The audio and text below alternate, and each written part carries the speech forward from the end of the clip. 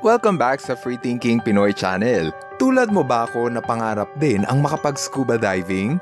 Ang dagat kasi ay puno ng sea creature na sobrang kaaaliwan mo at kabibiliban. Ang ilan sa kanila ay sobrang cute, ngunit ang iba ay sadyang mapanganib sa tao. Kung ano-ano ang mga hayop na pwede mong makasalubong sa ilalim ng tubig, yan ang mapapanood mo for today's episode. Number 1. Anaconda. Noong 2019 sa Amazon River, ang scuba diver na si Bartolomeo Bove ay may hindi malilimutang karanasan na nakunan pa sa kamera. Ito ay ang makaengkwentro niya ang higanteng anaconda na sa sobrang laki, pwede nang kumain ng tao.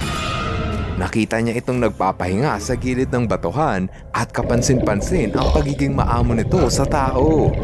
Dito mo makikita na ang mga ahas ay nagiging agresibo lamang kung sila ay ating sasaktan. Madalas kasi sa mga ahas ay game na game kung magpakuha ng picture. Number 2. Sharks. Kung isa kang scuba diver, ito na ata ang hayop na pinakaayaw mong makasalubong. Sila ang mga pating at nagkalat sila sa buong karagatan. Sa palagay ko, nagiging delikado lang naman ang pating sa tuwing sumusobra na ang paglapit natin sa kanila. Gaya ng lalaki na to, nakamuntikan ng makagat ang ulo kundi lang napigilan ng pating. Oh no! Ito naman ang lalaki, nakamuntikan na ring mawala ng ulo. At ito naman ang babae na sisisid pa nga lang sa tubig ay bueno mano na agad sa pating. Number 3. Sperm whale. Noong 2021, nakuna ng videographer na si Patrick Dijkstra ang mga sperm whale habang sila ay mahimbing na natutulog. Kundi dahil sa kanyang katapangan na sumisid sa lalim na 10,000 feet, hindi natin maaaktuhan kung paano umidlip ang mga sperm whale. Amazing dahil para silang mga gusali sa ilalim ng dagat. Sigurado ako na pati ikaw ay namangha nang malaman mo na patayo o vertical ang posisyon ng whale habang natutulog. Sa lahat ng hayop, ito na ata ang pinaka-weird matulog. Number 4. Manta ray. Sa isla ng Hawaii, may tourist activity rito na binabalik-balikan ng mga scuba diver. Ito ay ang masilayan ang mga naglalakihang manta ray habang sila ay abala sa pangungulekta ng pagkain. Wala kang dapat ikatakot sa mga hayop na to dahil sila ay mga filter feeder at tanging krills at plankton lang ang kanilang kinakain. Paikot-ikot lang ang mga manta ray sa paglangoy dahil ganito ang paraan nila upang makasagap ng pagkain. Sa unang tingin, para silang mga kumot at kortina na lumilipad. Number 5. Crab. Noong 2018, nakunan sa video ang grupo ng mga tuna crabs habang inuusisa nila ang kamay ng scuba diver. Kinunan ito sa dagat ng San Diego, California at hati ang opinyon ng mga netizens tungkol sa video. Marami kasi ang nagkomento na baka magpanik raw sila kung lalapitan sila nito. Pero kung ang iba naman ang tatanungin, para daw silang mahukyutan sa mga tuna crab. Para sa akin, ang cute ng mga tuna crab at naaalala ko sa kanila ang mga manticore kung napanood niyo na ang Fantastic Beasts. Bago tayo magpatuloy, don't forget to hit the like button para everybody happy! Number 6. Crocodile. Ang Okavango River ay tahanan ng mga naglalakihang crocodile na kayang lumapa sa buong wildebeest. Gayunpaman, hindi ito naging hadlang sa TV host na si Steve Backshall na makuna ng video nang malapitan ang higanting buwaya. Sumikat ang kanyang programa dahil sa mapangahas niyang paglapit sa isang 13-foot crocodile habang nasa ilalim sila ng tubig. Sa video, makikita na sobrang lapit lang ni Steve sa buwaya.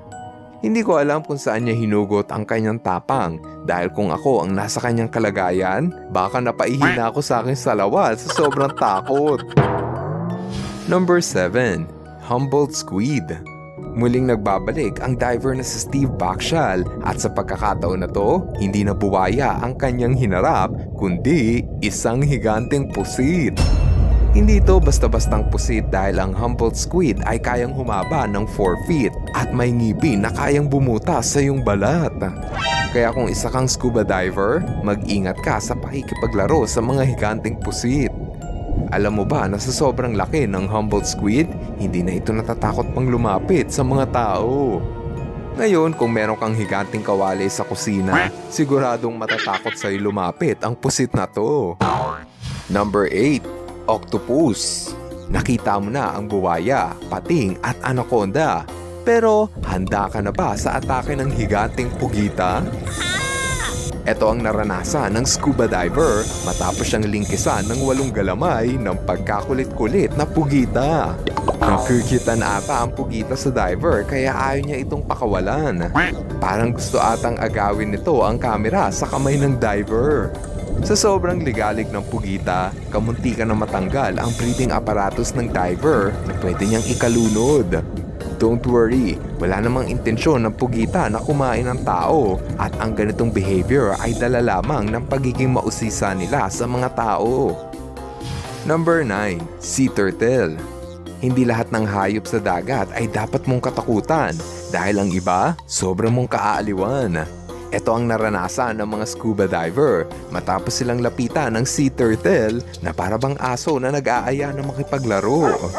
Ayon sa mga animal expert, maaaring lumapit lang ang pagong sa tao dahil sanay itong manghingi ng pagkain o hindi kaya ay dala ng pagiging curious sa tao. Napaka-espesyal ang makainkwentro ng pawikan sa dagat dahil sa kakaunting populasyon na lamang ng pagong ang natitira sa ating mundo.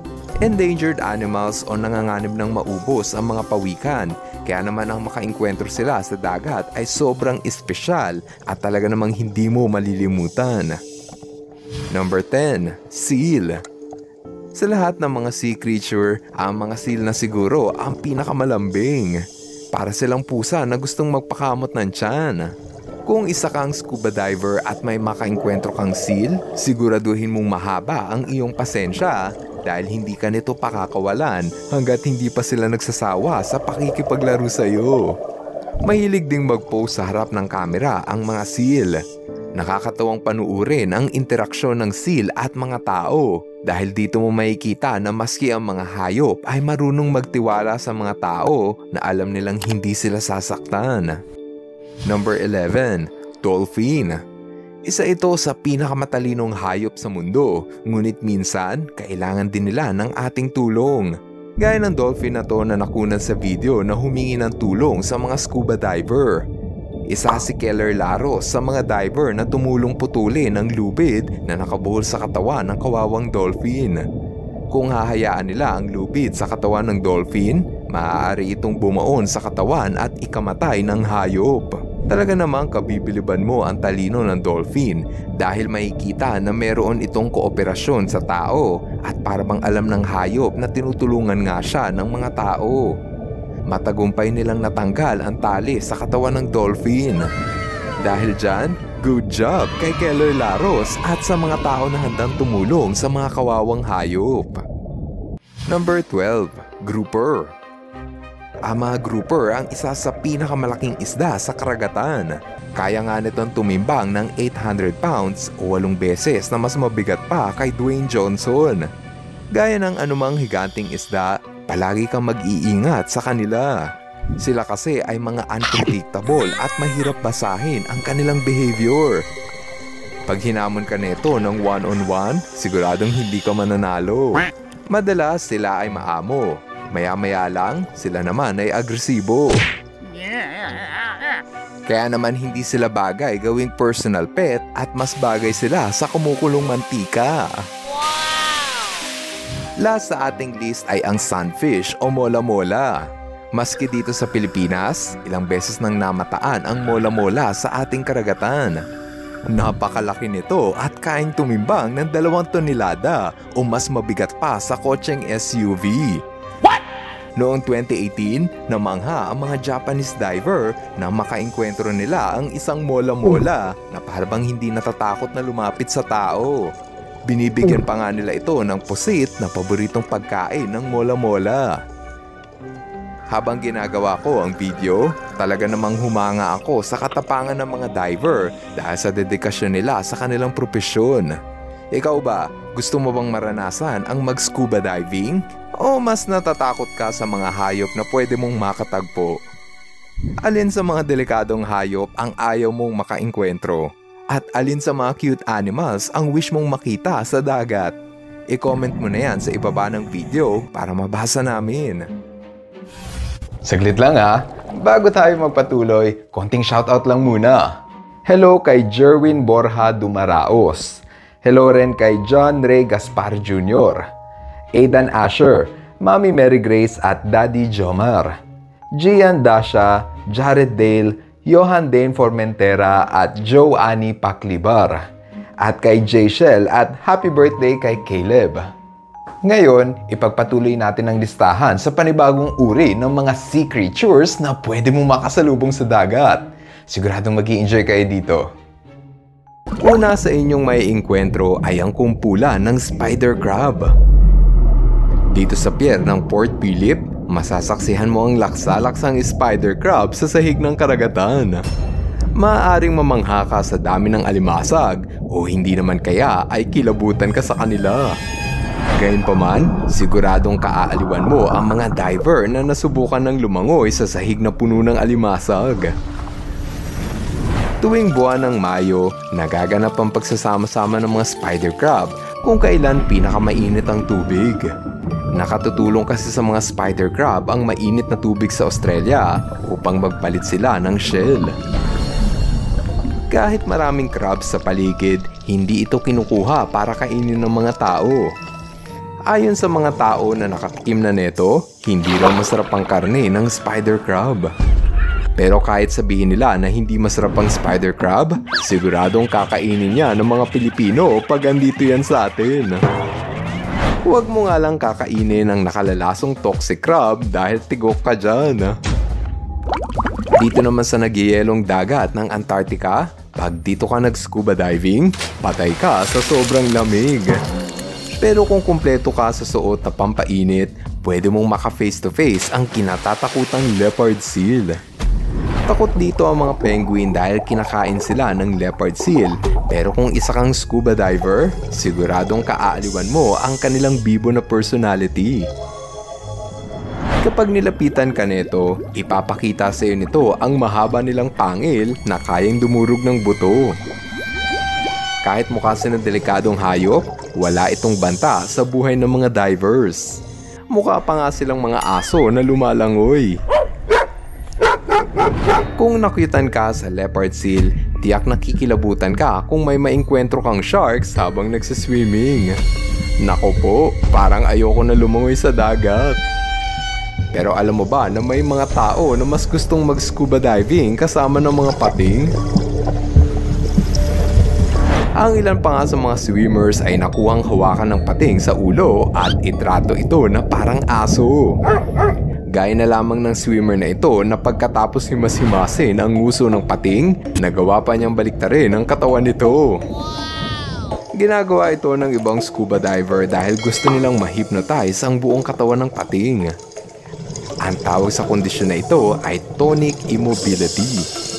May mga pagkakataon kasi na kapag hinimas mo ng dahan-dahan ang kanilang ulo, pwede mo itong baliktarin na para bang na-hypnotize. Ang bait-bait naman pala ng mga sharks. Para din silang kasing amo ng mga aso. Speaking of pating, alam mo ba kung ano ang kinatatakutan ng sharks? Walang iba kundi ang mga killer whale. Ilang beses na kasing namataan ng killer whale na kumakain ng pating. Kaya naman talagang kikilabutan ka kung may makasama kang killer whale habang nag-i-scuba diving. Gaya ng lalaki sa video na naaktuhang lumalangoy kasama ng killer whale. Kahit mabangis na predator ang killer whale, wala tayong dapat ikatakot. Hindi naman kasi kumakain ng tao ang mga killer whale kahit kumakain pa sila ng pating. Kaya kung may makita kang ganito sa inyong lugar, huwag mo itong sasaktan dahil hindi rin naman nila tayo sinasaktan. Kapag nabuwisit ang hype na ito sa atin, baka tayo naman ang susunod nilang kainin. Oh, bago ka pa mag-react, ang bidyong ito ay peke at hindi yan totoo Oo nga pala, kung nag-i-enjoy ka sa ating kwentuhan, dapat mo munang pindutin ang like button upang ipakita ang inyong suporta at pagmamahal sa FTP channel. Maraming salamat!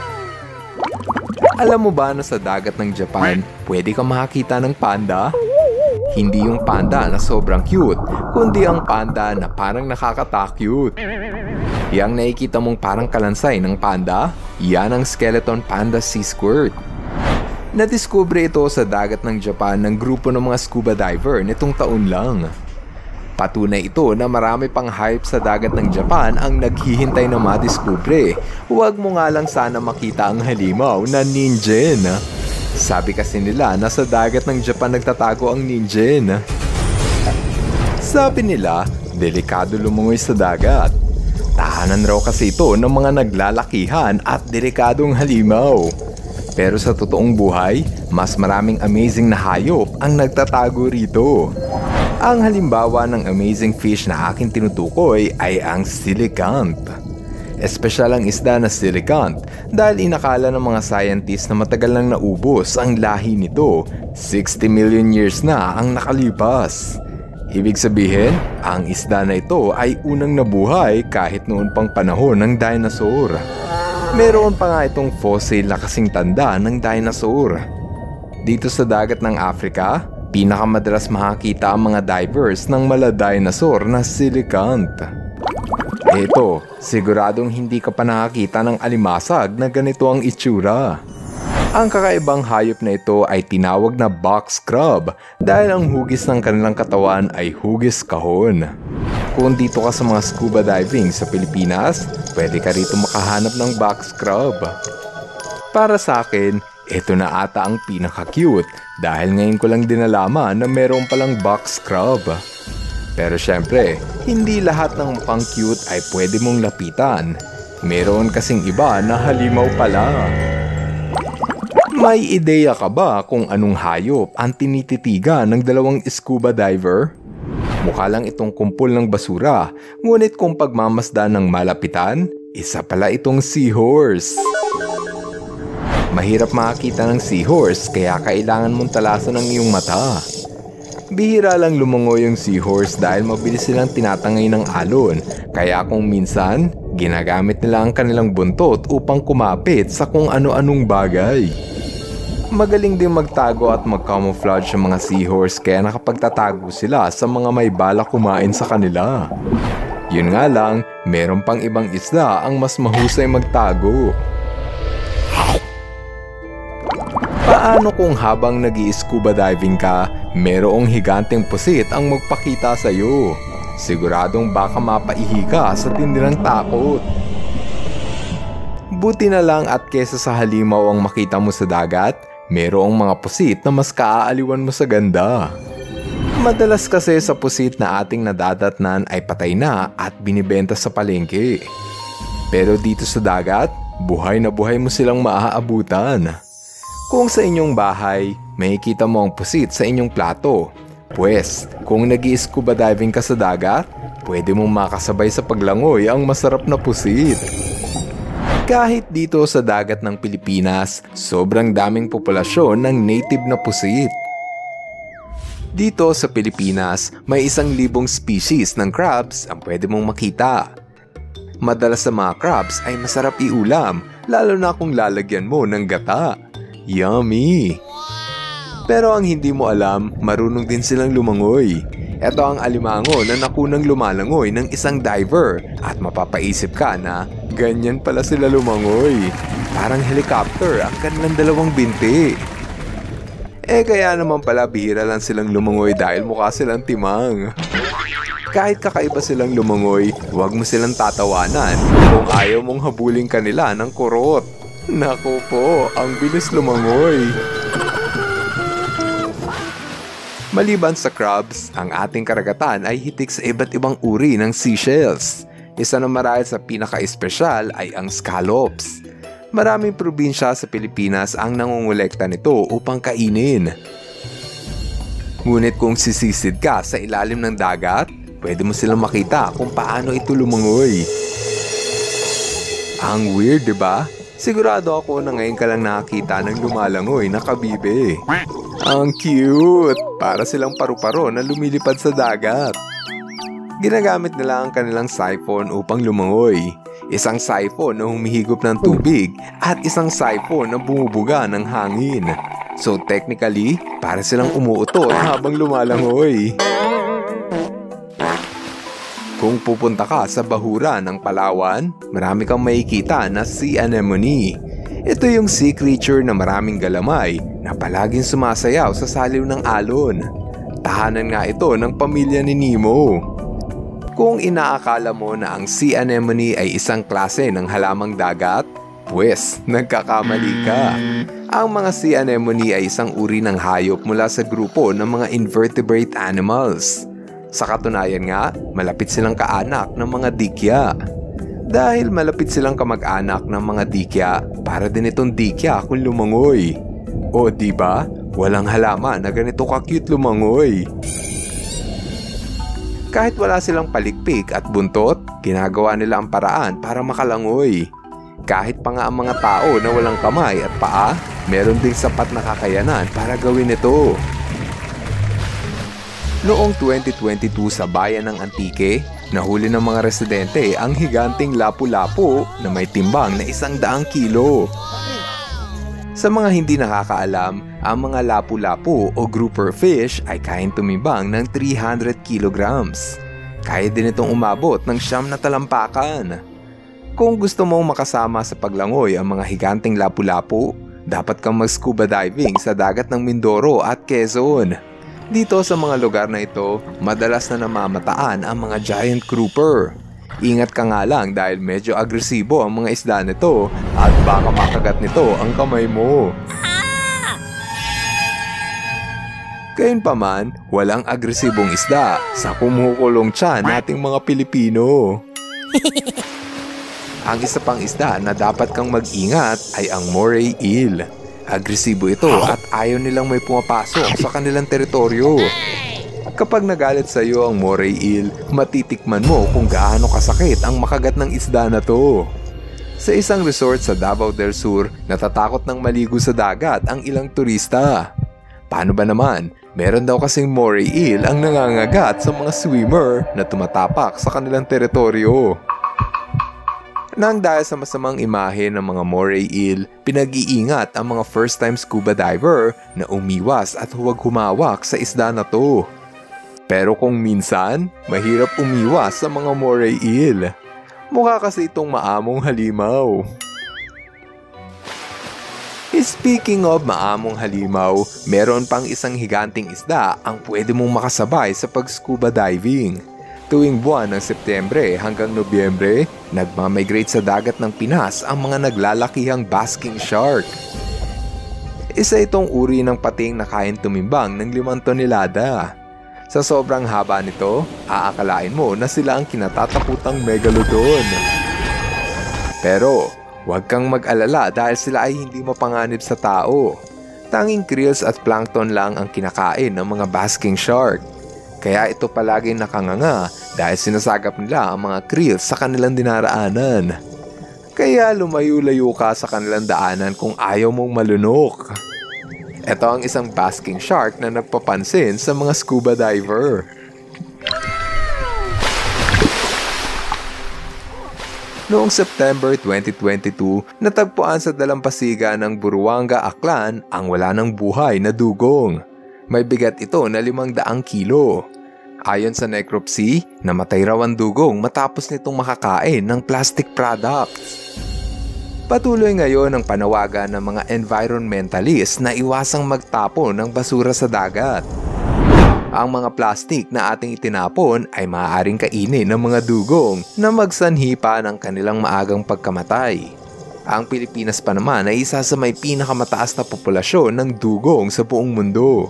Maraming diver ang nangangarap na makasamang lumangoy ang mga higanting dugong. Hindi man sila kasing ganda ng sirena, sure ako na mas cute at mas mabait ang mga dugong. Alam mo ba na may 500 species ng jellyfish ang pwede mong makita sa dagat ng Pilipinas? Iba't iba ang anyo at kulay ng dikya na may kita sa ating bansa. May maliit, gaya ng kumpol-kumpol na moon jellyfish. Meron ding higante na halos kasing laki ng kahon. Ngunit sa lahat ng dikya na pwede mong makainkwentro sa iyong diving experience, ang mga box jellyfish ang pinakadelikado. Ang kamandag kasi nito ay kayang makapatay ng tao. Yang nakikita mong transparent na dikya, yan ang box jellyfish. Kahit anong mangyari, iwasan mong hindi mapadikit sa galamay nito. Para itaboy palayo ang mga dikya, gayahin mo ang ginawa ng lalaki sa video. Gumawa ka ng ipo-ipo para tangayin ang dikya.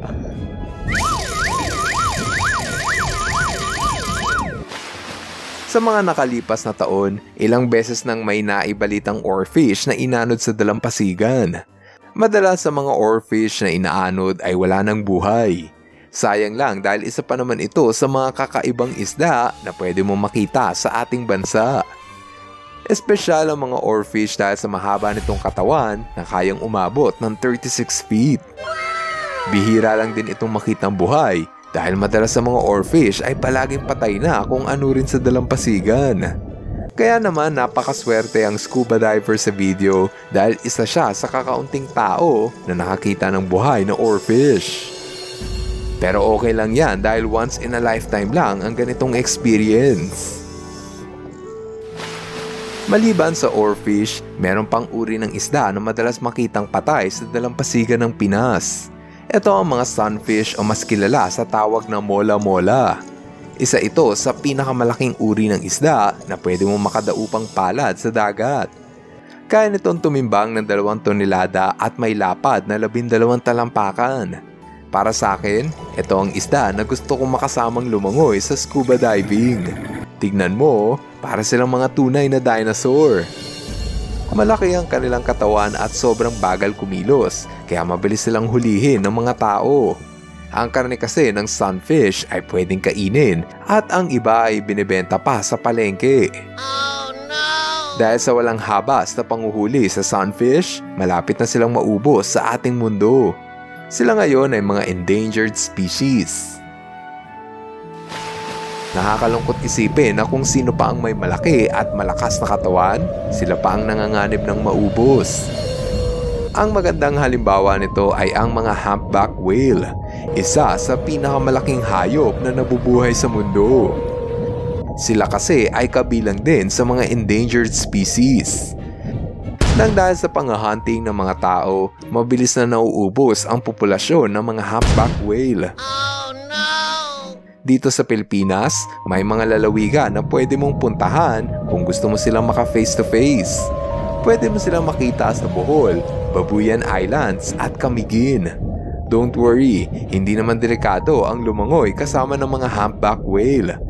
Basta't siguraduhin mo lang na nasa tamang distansya ka at hindi nakakasagabal sa kanilang daan. Ka-FTP viewers, thank you so much sa panonood mo na aking video. Kung nagustuhan mo ang video na ito, subscribe na sa FTP channel. Don't forget to hit the bell button para updated ka sa mga bagong videos. Paalam!